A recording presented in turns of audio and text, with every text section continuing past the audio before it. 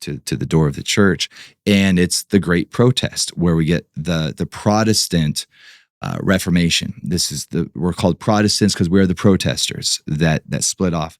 Now, what happened there is because the Roman Catholic Church was using the supernatural as validation for their doctrine. Martin Luther in the first reformers, where we get Reformed tradition, divorced themselves from any sort of supernatural ministry, or just what we would call the gifts of the Spirit. So you've got good, reformed, needed Protestant theology, but you don't have healings, signs and wonders. You don't have exorcisms and deliverances. Why'd they move away from that? Because they said if the Catholic Church is going to use the supernatural to validate their doctrine, and we've got true doctrine, we don't need the supernatural to do that. So they said, you can keep your supernatural and we'll take our good doctrine. And so then you go into, a great time span of Lutheranism and Presbyterian tradition and all of this.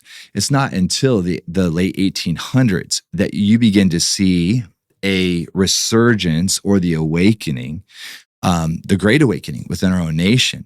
And what you have there is Reformed theology with what we would now call Pentecostal experience. It is the Pentecostal or the Pentecost, the Acts chapter 2 experience that begins to visit the church all throughout Europe, in the United States. It saves our nation, prepares our nation to really thrive in the midst of some depressions that are going to be coming in, and so that is the storyline of the supernatural. This thing was birthed. The entire Word of God is the supernatural. It's Jesus, the supernatural. There's a shying away from it, and now you've got these streams within Christianity, some of which embrace the gifts of the Spirit, the offices that have been given to the church from Ephesians 4:11, and then others that say we don't need it. All we need is good teaching. All we need is good doctrine.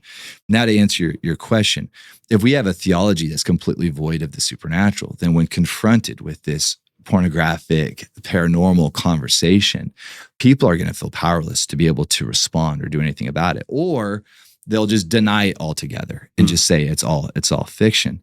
But with the escalation of what's taking place within the culture, we will lose a lot of good Christian people from the faith simply because of a lack of good biblical discipleship. Wow. Within the supernatural framework. Yeah. Wow. Yeah.